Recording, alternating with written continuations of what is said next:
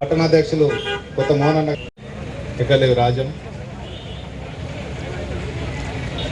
జూపల్లి తిరుపతి,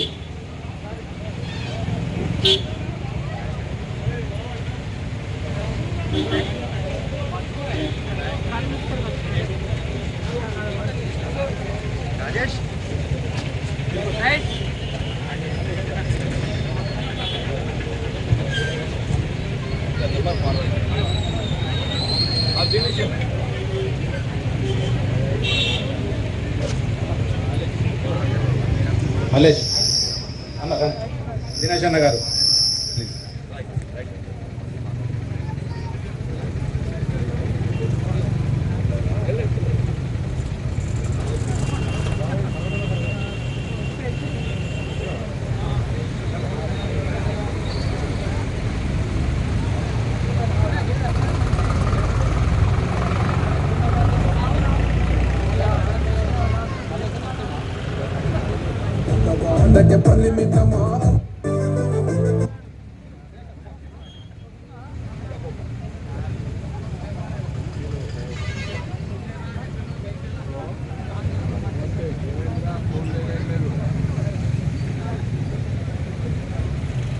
రాజం, ఎక్కలేదు రాజం, ఆధారంగా రాజం,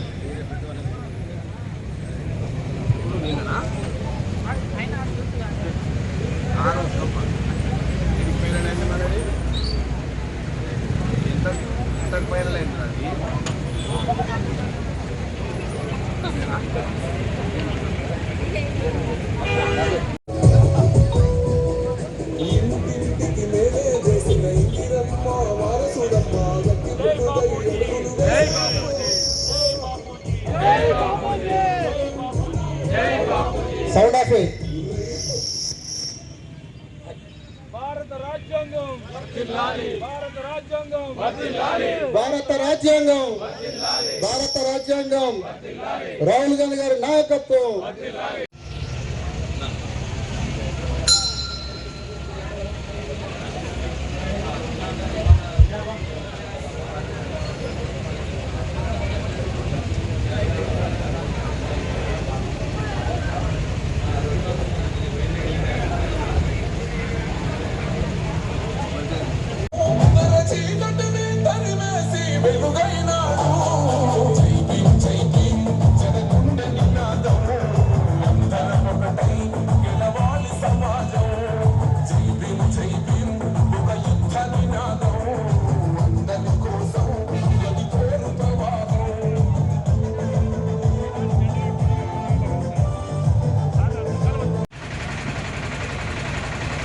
జై భీమ్, జై బాపు, జై సంవిధాన్ జగిత్యాల పట్టణంలో గాంధీనగర్లో నిర్వహిస్తున్నటువంటి కార్యక్రమానికి ముఖ్య అతిథిగా విచ్చేసినటువంటి పెద్దలు గౌరవనీయులు పూజ్యులు మాజీ మంత్రివర్యులు జీవన్ రెడ్డి గారు, అదేవిధంగా వేదికపై ఆసీనులో అయినటువంటి కాంగ్రెస్ పార్టీ పెద్దలు, ఆహుతులు అందరికీ పేరు పేరున నమస్కారాలు తెలియజేస్తూ,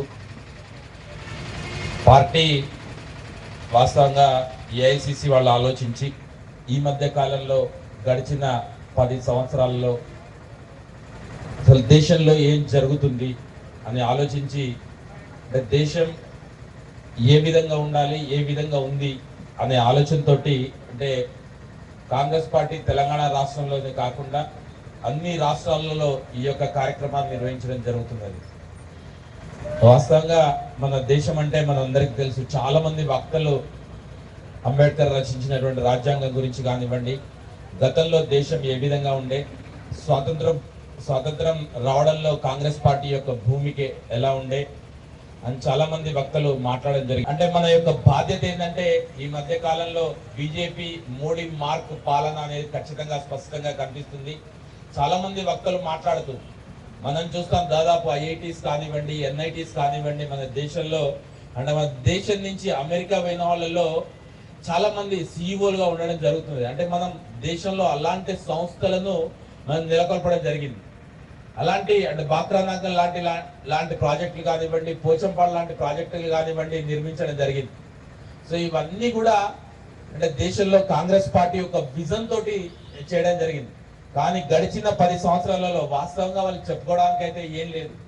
ఓన్లీ ఒక మతతత్వ పార్టీగా ఉన్నటువంటి బీజేపీ పార్టీ ఓన్లీ జై శ్రీరామ్ అని చెప్పడం జరుగుతుంది. సరే, మనం కొంత వెనుకబడిపోయినాం. సో దయచేసి అందరూ కూడా మన దేశంలో ఎవరెవరు కాంగ్రెస్ పార్టీలో ప్రధానమంత్రులుగా ఉండే వాళ్ళ మీద అసత్య ప్రచారాలు, వాళ్ళ యొక్క దాదాపు ఒక 500 మందిని ఒక సాఫ్ట్వేర్ వాళ్ళని పెట్టి అసత్య ప్రచారాలను సాఫ్ట్వేర్ ద్వారా వాళ్ళకి చేర్పించడం జరుగుతుంది. మరీ ముఖ్యంగా కాంగ్రెస్ పార్టీ కార్యకర్తలందరూ కూడా ఖచ్చితంగా ఏదైతే వాటిని ఖచ్చితంగా తిప్పికొట్టవలసిన బాధ్యత మన అందరిపైన ఉంది. మొట్టమొదటిసారిగా జై బాపు, జై భీమ్, జై సంవిధాన్ కార్యక్రమ ముఖ్య అతిథులు జీవన్ రెడ్డి గారికి మరియు దినేష్ అన్న గారికి మరియు వేదికపై ఉన్న పెద్దలందరికీ మరియు 11, 12, 28, 29 నాయకులు ప్రజలందరికీ కూడా హృదయపూర్వక ధన్యవాదాలు తెలియజేసుకుంటున్నాను. జై బాపు. మహాత్మా గాంధీ గారు మనల్ని ఎంతో శాంతియుతంగా స్వతంత్రాన్ని తీసుకొచ్చిన ఘనత బాపూజీది. ఆ బాపూజీ తీసుకొచ్చిన స్వతంత్రాన్ని మనము సురక్షితంగా శాంతియుతంగా కొనసాగాలి అంటే దానికి కొన్ని ఆర్టికల్స్ అవసరము. అది రాసిన ఘనత అంబేద్కర్ గారిది. ఆ అంబేద్కర్ గారు కానివ్వండి, బాపు గారిని కానివ్వండి స్మరించుకోవడం, ముందు తరాల వారికి కూడా చెప్పడం మన ధర్మం. ఎందుకంటే పెద్దలు చేసిన కార్యక్రమాలని మనందరికీ ఏ విధంగా కూడా మర్చిపోదు. పెద్దలకు ముందు కూర్చున్నటువంటి నా కాంగ్రెస్ పార్టీ కుటుంబ సభ్యులందరికీ నా నమస్కారాలు తెలియజేస్తున్నాను. అది రాజ్యాంగం ఒక పుస్తకం కాదు, అది అంబేద్కర్, బాపు, గాంధీజీ గారి మహానీయుల ఆలోచనతోటి సవరించబడినటువంటి ఒక పవిత్ర గ్రంథం. అలాంటి గ్రంథాన్ని మనము ప్రజల దృష్టిలోకి తీసుకెళ్లాలని రాజ్యాంగ సవరణ జరిగి దాదాపు 75 సంవత్సరాలు గడిచిన సందర్భంగా దాన్ని ప్రజల దృష్టిలోకి, అలాగే బడుగు బలహీన వర్గాలకు న్యాయం జరగాలనే ఉద్దేశంతో ఈ కార్యక్రమం ఏర్పాటు చేయడం జరిగింది. దీన్ని ప్రజల దృష్టిలోకి తీసుకెళ్లాలనే ముఖ్య ఉద్దేశమే ఈ కాంగ్రెస్ పార్టీ ఉద్దేశం. అలాగే ఇక్కడికి విచ్చేసినటువంటి అలాగే నాలుగు వార్డుల సభ్యులకు, నాయకులకు, ప్రతి ఒక్కరికి ప్రత్యేకంగా ధన్యవాదాలు. ఎందుకంటే ఏ కార్యక్రమం చేసినా ఫస్ట్ మంచిగా పోయే దగ్గరనే సక్సెస్ కాగలుగుతుంది. అది మా సార్ గారు మా మీద ఉన్న నమ్మకంతో, అలాగే మా నాయకులు అందరూ మమ్మల్ని ప్రోత్సహించడంతో మేము ఇలాంటి కార్యక్రమం సక్సెస్ చేసుకోగలుగుతున్నాం. అలాగే ఈ అవకాశం ఇచ్చినందుకు ప్రతి ఒక్కరికి ధన్యవాదాలు. కార్యక్రమానికి ముఖ్య అతిథిగా వచ్చేసినటువంటి మన మాజీ మంత్రులు, ప్రియతమ నాయకులు జీవనన్న గారికి మరియు ఇన్ఛార్జ్ దినేష్ అన్న గారికి, పట్టణ ప్రముఖులు మరియు మన కాంగ్రెస్ పార్టీ వివిధ హోదాలలో ఉన్నటువంటి నాయకులకు అందరికీ నమస్కారం తెలియజేసుకుంటూ, ముఖ్యంగా ఇటు కార్యక్రమానికి మద్దతుగా నిలిచినటువంటి దళిత సంఘాలకు మరియు యాదవ సంఘం, ముదిరాజ్ సంఘం 11, 12, 28, 29 కాంగ్రెస్ పార్టీ నాయకులకు నమస్కారం తెలియజేసుకుంటూ, సార్ మీరు మనందరం కలిసి కేవలం మన కాంగ్రెస్ పార్టీకే సాధ్యం రాజ్యాంగ పరిరక్షణ. రాజ్యాంగబద్ధంగా మెదులుతున్నాం కాబట్టి మీ ఎంబడ మేము ఉంటున్నాం. ఏ పదవులు మీకున్నా లేకున్నా, మాకున్నా లేకున్నా మేము ఎప్పుడు మీ వెంటే, మీరు చూపిన దారిలోనే మేము నడుస్తాం. మీరున్నప్పుడు జరిగిన అభివృద్ధి మాత్రమే ఇప్పటి వరకు మాకు కనబడుతుంది. దానికి ఉదాహరణ జగిత్యాల పట్టణంలో నిరుపేదలకు సంబంధించిన ఎక్కడ చూసినా బడి, రైతులకు సంబంధించిందంటే ప్రతి ఊరికి ఐకేపీ సెంటర్లు ఏర్పాటు చేసింది మీ ఆధ్వర్యంలోనే. మ్యాంగో మార్కెట్ ఏర్పాటు చేసింది మీ ఆధ్వర్యంలోనే. జగిత్యాల పట్టణంలో ఇబ్బంది అవుతుందని బీట్ ఏర్పాటు చేసింది చల్లగల్లో మీ ఆధ్వర్యంలోనే. ఇటువంటి మంచి మంచి కార్యక్రమాలు ప్రతి ఊరికి లింక్ రోడ్ వేయించింది మీ ఆధ్వర్యంలోనే. ఇప్పుడు ఆ రోడ్ల మీద నడుచుకుంటూ మీరు ఏం చేసిరు అని చెప్తారు కొంతమంది నాయకులు. అవన్నీ అభూత కల్పనలు. మీ సేవలు ఎప్పుడు జగిత్యాల ప్రజలు ఎప్పుడు మర్చిపోరు సార్. మీ ఎంబడే మేము ఉంటాం. మీరే మాకు ఆదర్శం. జై కాంగ్రెస్, జై జీవన్.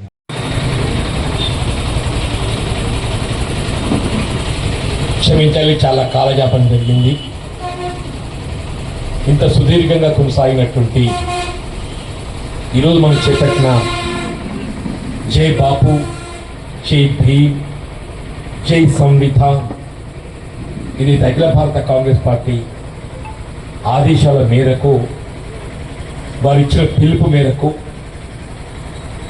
జగిత్యాల పట్టణంలో నిర్వహిస్తున్నటువంటి కార్యక్రమ నిర్వాహకులు, ముఖ్యంగా సంధానకర్త మా మిత్రులు సీనియర్ కాంగ్రెస్ నాయకులైనటువంటి రమేష్ రావు గారు, ఈనాటి కార్యక్రమానికి సమన్వయకర్తగా, పరిశీలకులుగా మనం ఇచ్చేసినటువంటి ధర్మపురి మండల కాంగ్రెస్ అధ్యక్షులు, ధర్మపురి శాసన నియోజకవర్గంలో అక్కడ మన అభ్యర్థి గెలుపుకి ఏదైతుందో తోడు నిలిచినటువంటి దినేష్ గారు, వేదికను అలంకరించినటువంటి పట్టణ కాంగ్రెస్ అధ్యక్షులు కొత్త మోహన్ గారు, ఇంకా వివిధ హోదాల్లో ఉన్న కాంగ్రెస్ నాయకులు, ముఖ్యంగా మా తల్లులు, ఆడబిడ్డలు, కాంగ్రెస్ కార్యకర్తలు, అభిమానులు, పాత్రికేయ సోదరులు, ఈనాటి ఈ సమావేశం మరి ఇంత పెద్ద ఎత్తున జయప్రదం కావటానికి తోడు నిలిచినటువంటి మా గాంధీనగర్ వాస్తవ్యులు, దళిత సోదరులు, వీళ్ళు రెండు వర్గాలు అని చెప్పి అంటున్నాం. అటు ఉత్తరం కానీ ఇటు దక్షిణం కానీ రెండు వాడకట్లు.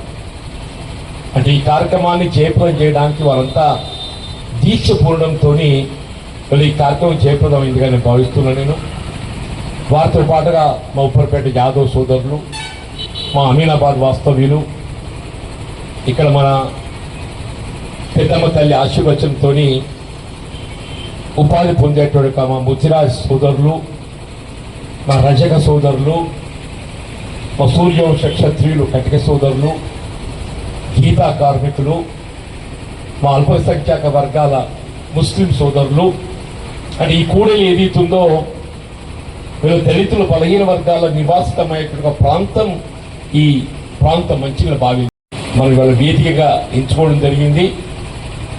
అంటే వాస్తవంగా జై బాపు అంటే ఏదైతే స్వాతంత్రం మనం సిద్ధింపజేసుకోవడానికి కొరకు, ఈ బానిసత్వంకు విముక్తి పొందడానికి యావత్ భారత జాతిని ఐక్యంగా నిలిపినటువంటి ఒక మహనీయుడు, ఆ జాతిపిత మహాత్మా గాంధీ యొక్క వారి యొక్క ప్రాధాన్యతను తెలియపరిచే విధంగా అట్లా ఏదైతుందో స్వాతంత్రానంతరం ఇప్పుడు దాదాపు 78 సంవత్సరాలు అవుతుందమ్మా. మనం 47లో స్వతంత్రం వస్తే 25, దాదాపు 78 సంవత్సరాల స్వతంత్ర పాలనలో మనం అనుభవిస్తున్నటువంటి యొక్క ఈ రాజ్యాంగ ఫలాలు, ఈ ప్రజాస్వామ్యం ఏదైతుందో ఇవాళ పరిణమించడానికి ప్రపంచ దేశాల్లోకి భారతదేశం గుర్తింపు పొందే విధంగా ఏదైతుందో మరి రాజ్యాంగ పీఠికను మనకు అందింపజేసినటువంటి నవభారత రాజ్యాంగ నిర్మాత మరి బాబాసాహెబ్ బిఆర్ అంబేద్కర్ గారు మరి నిజంగా మనకు ఆదర్శనీయులు. మరి కొందరు ఏమనుకుంటారంటే అంబేద్కర్ గారు కేవలం నిమ్న వర్గాలకు, దళితులు, బలహీన వర్గాలకు మాత్రమే వారి రిజర్వేషన్ సౌకర్యాలు కల్పించని భావిస్తారు. నేనంటున్నా నిమ్న వర్గాలు, దళిత వర్గాలకు, బలహీన వర్గాలకు ఏదైతే రిజర్వేషన్ సౌకర్యాలు కల్పింప చేయటం యొక్క ఆవశ్యకతను గుర్తించి, ఆ ఆవశ్యకతను గుర్తించి ఆ రాజ్యాంగ పీఠికలు పొందుపరిచింది. దాంతో పాటుగా ఇక్కడ మనం అనుభవిస్తున్న పౌర హక్కులన్నీ కూడా వారు మనకు అందించినటువంటి ఒక మరి ఫలాలని చెప్పక తప్పదంటున్నాను. ఆస్తి హక్కు చెప్పంటున్నాను. ఆస్తి హక్కు కొన్ని ఉన్నత వర్గాలు ఒక భావన కలిగి ఉండొచ్చు కాక, అంబేద్కర్ గారు ఏదైతుందో రిజర్వేషన్ సౌకర్యాలు కల్పనతో కేవలం నిమ్న వర్గాలకే అవకాశాలు లభిస్తున్నామని చెప్పాను. కానీ పెట్టుబడిదారు వర్గాలకు లభించేటువంటి ఆస్తి హక్కు వల్ల అంబానీ, అదాని లాంటి వారికి ఏదైతే ఆస్తి హక్కు కల్పింపు చేయడం జరిగిందో అది అంబేద్కర్ గారు అందించినట్టు ఒక ఫలం అని చెప్పక తప్పదంటున్నాను. భారతదేశంలో ఎవరు ఏ హక్కు పొందుతున్నా అది నవభారత రాజ్యాంగ నిర్మాత బాబాసాహెబ్ బిఆర్ అంబేద్కర్ గారు అందించిన హక్కు అని చెప్పండి. కాంగ్రెస్ పార్టీ ఆ ప్రాధాన్యతను గుర్తెరిగి అది అందరికీ తెలియజెప్పబడే విధంగా చెప్పండి. ఏ రాజకీయ పార్టీ కానీ, ఏ రాజకీయ నాయకుడే కానీ అధికారం కావాలని చెప్పని కోరుకోవడం సహజం. కానీ అధికారం అనేది ఏదైతుందో ఒక నీతి నిజాయితీతోని, నైతిక విలువలతోని రాజ్యాంగబద్ధంగా పొందగలిగేటువంటి ఒక అధికారమే అధికారం అమ్మ అని చెప్పండి. ఆ నీతి, నిజాయితీ, నైతిక విలువలు, రాజ్యాంగ నిబంధత లోపించినటువంటి అధికారం అది అధికారం కాదు తల్లి అని చెప్పండి. మీకు తెలుసో తెలియదు, రాజీవ్ గాంధీ గారు ఏదైతుందో ఆనాడు మన 94 ప్రాంతంలో అలాంటి పార్లమెంట్ లోక్సభలో ఏదైతుందో అత్యధిక స్థానాలు పొందినటువంటి ఒక రాజకీయ పార్టీగా భారత రాష్ట్రపతిని పిలుపొందుకున్నాడు. 200 స్థానాలు గెలుచుకున్నాడు ఆయన రాజీవ్ గాంధీ గారు. ప్రభుత్వం ఏర్పాటు చేయడానికి ఏదైతే భారత రాష్ట్రపతిని పిలుపొందుకున్నాడు. కానీ ఆయన ప్రభుత్వం ఏర్పాటు చేయడానికి కొరకు ఏదైతుందో ముందుకు పోలే. ఈ భారత ప్రజానీకం సంపూర్ణ మద్దతు తెలపలేదు. కేవలం అత్యధిక స్థానాలు మాత్రమే పొందగలిగిన అనేటువంటి భావనతోని ప్రతిపక్షంలో కూర్చోవడానికి సిద్ధపడ్డాడు తప్ప ప్రభుత్వం ఏర్పాటు చేయడానికి ఏదైతే ముందుకు పోలేదు. అది రాజీవ్ గాంధీ కాంగ్రెస్ పార్టీ గొప్పతనం. ఇక్కడ అమలవుతున్నటువంటి కార్యక్రమాలు తెలుగు రాష్ట్రాలలో ఎక్కడ కూడా ఆలోచించలేకపోతున్నారని చెప్పండి. మన పెద్దలు రాజశేఖర రెడ్డి గారు పార్లమెంట్ ఎన్నికల్లో కేసీఆర్ గారిపై పోటీ చేయాలనే ఆలోచన ఇచ్చినప్పుడు మేము ఎవడైనా మా ప్రాంతం ఒక గుర్తింపు ఏదైతుందో సాంకేతిక విద్య సౌకర్యం కల్పింపజేయడం జేఎన్టీయూ కళాశాల, వారు వేరువేరు ఎన్నికలు జేఎన్టీయూ కళాశాల మంజూరు చేయడం జరిగిందని చెప్పారు. One of the next Kukatpally తర్వాత ఏర్పాటు చేయబడ్డ జేఎన్టీయూ కళాశాల జగిత్యాల. వ్యవసాయ కళాశాల రాజేంద్ర నగర్ తర్వాత ఏదైతుందో ఏర్పాటు చేయబడ్డటువంటి వ్యవసాయ కళాశాల మన జగిత్యాల పురాస కేంద్రంగా ఏర్పాటు చేస్తున్నారు. న్యాక్ శిక్షణ ట్రైనింగ్ సెంటర్ అని చెప్పి అంటున్నాం. హైదరాబాద్ కేంద్రం తర్వాత ఏదైతుందో మనం ఏర్పాటు చేసుకుని తెలంగాణ రీజియన్ సెంటర్ ఏదైతుందో మన వద్ద ఏర్పాటు చేసుకోవాలని చెప్పండి. ఏ కార్యక్రమాలు కానివ్వండి చెప్పండి. ప్రేమ మిత్రులు చెప్పిండ్రు రాజీవ్ మామిడి పళ్ళ మార్కెట్, అలాంటి ఎవరు కూడా ఊహించాలి. ఇక్కడే ఈ ప్రాంతం అంతా ఏదో రోడ్లపై విక్రయ కేంద్రాలు ఏర్పాటు చేసుకుని జరుగుతున్నాయి. అప్పుడు రఘువీరారెడ్డి గారు వ్యవసాయ శాఖ మంత్రులు ఈ చెల్గల్ డెమాన్స్ట్రేట్ ఫామ్ తోని 25 ఎకరాలు సేకరించి రాజీవ్ పళ్ళ మార్కెట్ ఏర్పాటు చేసుకుంటుంది. ఈ ప్రాంతంలో ఇటు రైతాంగానికి కానీ అది వ్యాపారస్తులకు కానీ ఉపాధి పొందేటువంటి ఒక కూలీలకు కానీ ఇలా జగిత్యాల కేంద్రంగా ఏర్పడుతుంది. కూడా ఇది ఆలోచించాలని చెప్పండి. ఏ కార్యక్రమం కానివ్వండి చెప్పండి. నాకు తెలిసి పట్టణాల్లో విద్యాలయాలు ఏర్పాటు చేయాలని చెప్పంటే స్థలం అనేది కొంత ఇబ్బందికరమైన సమస్య. జగిత్యాల్ ఇది ఏకైక మున్సిపాలిటీ ఇక్కడ ఉన్నట్టు ప్రభుత్వ విద్యాలయాలు అన్ని కూడా ఏదైతుందో ఇక్కడ సొంత భవనాలు కలిగి ఉండి ఇక్కడ మనం ఏదైతే విద్యాలయాలు ఏర్పాటు చేసుకున్నామే. మరి ఇతర ప్రాంతాలు ఎట్లు నాకు తెలియదు కానీ ఇప్పుడు గాంధీనగర్ ఉన్నదమ్మా, అక్కడ ఏదైతుందో ప్రైమరీ స్కూల్ ఏర్పాటు చేసుకుందాం అంటే స్థలం అనే సమస్య కావడంతో స్థలాన్ని కొనుగోలు చేసుకొని అక్కడ ప్రాథమిక పాఠశాల ఏర్పాటు చేసుకున్నాం. ఏమో మున్సిపల్ సోదరుల పిల్లలకి ఏదైతుందో విద్యా సౌకర్యం ఏర్పాటు చేయాలి, ఇక్కడ ప్రాథమిక పాఠశాల కొరకు ఏదైతుందో స్థలాన్ని సేకరించి అక్కడ పాఠశాల ఏర్పాటు చేసుకుంటాం. మా ముస్లిం లొకాలిటీ నిరుపేద వర్గాలు కాబట్టి ఏదైతుందో వారికి పాఠశాల ఏర్పాటు చేయడానికి ప్రభుత్వ పరంగా నేను భవనాలు సేకరించి మనం ఏర్పాటు చేసుకుంటున్నాం. ప్రతి ఒక్కరు కూడా చెప్పండి, ఏదైనా మా ఆలోచన విధానాన్ని బట్టి ఉంటుంది, కార్యరూపం బట్టి ఉంటుంది చెప్పండి. జగిత్యాల ఇంకా కూడా అభివృద్ధి పదంలో పయనించవలసిన ఆవశ్యకత ఉన్నది. గత దశాబ్ద కాలం పోరాటం చేసిన మనం 10 ఏళ్ళు టిఆర్ఎస్ రాజ్యం చేసింది. ఆనాటి నాయకులు ఈనాడు ఆనాడు చేయని అభివృద్ధి ఇవాళ మేమేదో చేస్తామని చెప్పంటే ఆనాడు నువ్వు చేయలేకపోయినట్టే కదనే. ఆ 10 ఏళ్ళు నువ్వు ప్రజల ఆకాంక్షలకు అనుగుణంగా నువ్వు అభివృద్ధి చేయగలిగినట్టయితే ఈ లోపం కనబడకపోతుండే కదా.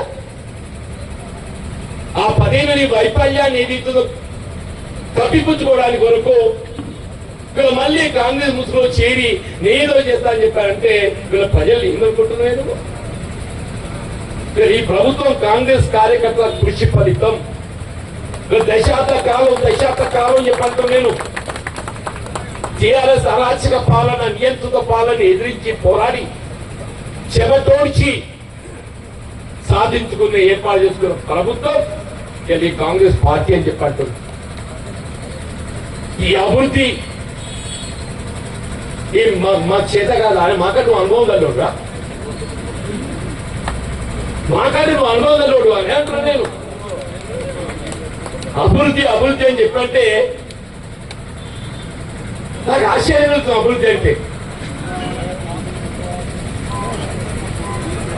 అభివృద్ధికి ఏదైతుందో మీ స్వార్థ ప్రయోజనాలు అభివృద్ధి అని చెప్పనుకుంటే క్షమించు అని చెప్పండి.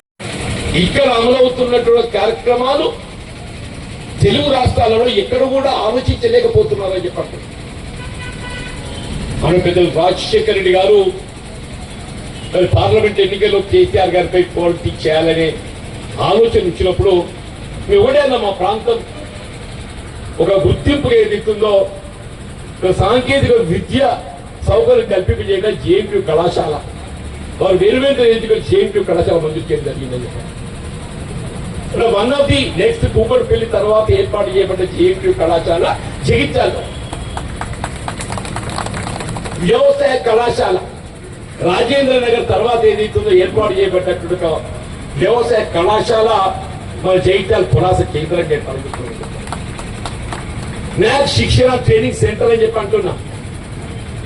హైదరాబాద్ కేంద్రం తర్వాత ఏదైతుందో మనం ఏర్పాటు చేసుకున్న తెలంగాణ రీజియన్ సెంటర్ ఏదైతుందో మన వద్ద ఏర్పాటు చేసుకోవాలని చెప్పండి. ఏ కార్యక్రమాలు కానివ్వండి చెప్పండి.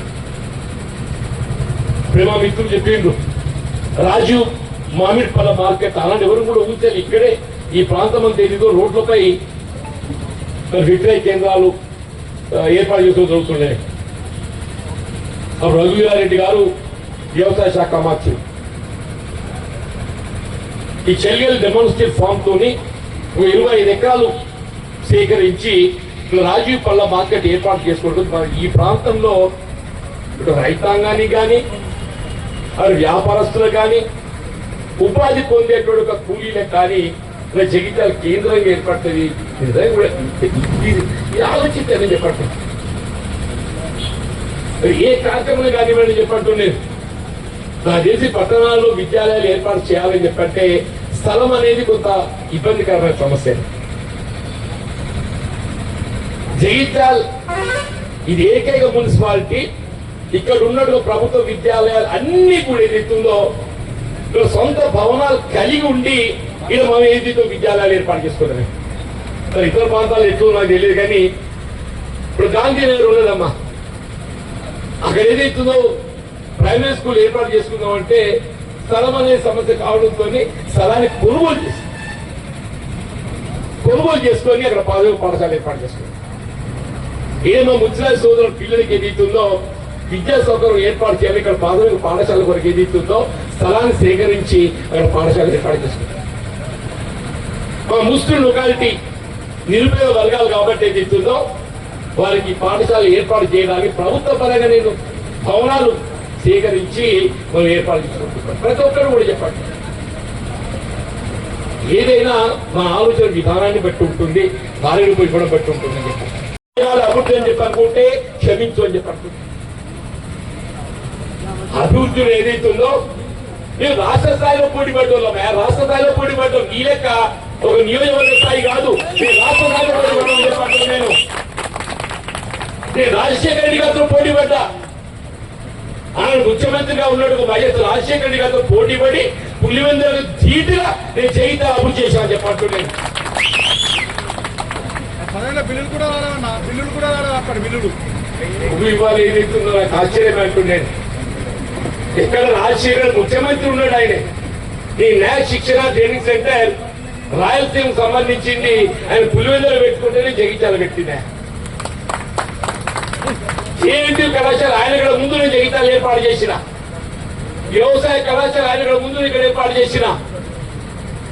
గ్రామాల పల్లె రోడ్ ఏదైతుందో నీ పులివెందులో ధీటు ఏదైతుందో నేను జగిత్యాల ఏర్పాటు చేశాను.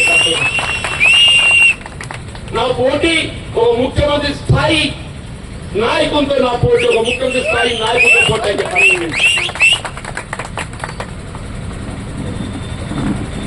నైట్ కాదని కట్టడం పెట్టినట్టు ఏదైతున్నదో నేను చెప్తా అని చెప్పారంటే ఏదే నువ్వు చేసేది నీ స్వార్థ ప్రయోజనం తప్ప నువ్వు చేసేది ఏంటి అని చెప్పంటున్నాను. జిల్లా కేంద్రమైన నీ మెహర్బానే అది ఈ ఉండేటువంటి భౌగోళిక వసతుల మాది దివ్య కేంద్రం మెడికల్ కళాశాల ఏర్పాటు చేయబడ్డది. ఆనాడు తెలంగాణ ప్రభుత్వం ఏదైతుందో ప్రతి జిల్లా కేంద్రంలో మెడికల్ కళాశాలగా ఏర్పాటు చేయాలని ప్రభుత్వం సంకల్పించింది. 33 జిల్లాలో 33 మెడికల్ కళాశాలలు ఏర్పాటు చేయాలి. అందులో ఒకటి జగించాలా, అందులో ఒకటి జగించాలా. మరి ఇక నర్సింగ్ కళాశాల చెప్పంటూ నేను ఉమ్మడి రాష్ట్రంలో ఆవిడ కిరణ్ కుమార్ రెడ్డి గారు ముఖ్యమంత్రి అమ్మ, రమణ గారు ఎమ్మెల్యే చెప్పంటారు, మధు జాషి గారు పార్లమెంట్ సభ్యులు. వారు అన్నారు ఏదిస్తుందో ఇక్కడ నర్సింగ్ కళాశాల ఏర్పాటు చేసి చొరవ తీసుకొని జగిత్యాలలో నర్సింగ్ కళాశాల ఏర్పాటు చెప్తారు. ఘనత మధు యాషి గారు తోడుకునేది రమణ గారు అని చెప్పారు. నిజమాట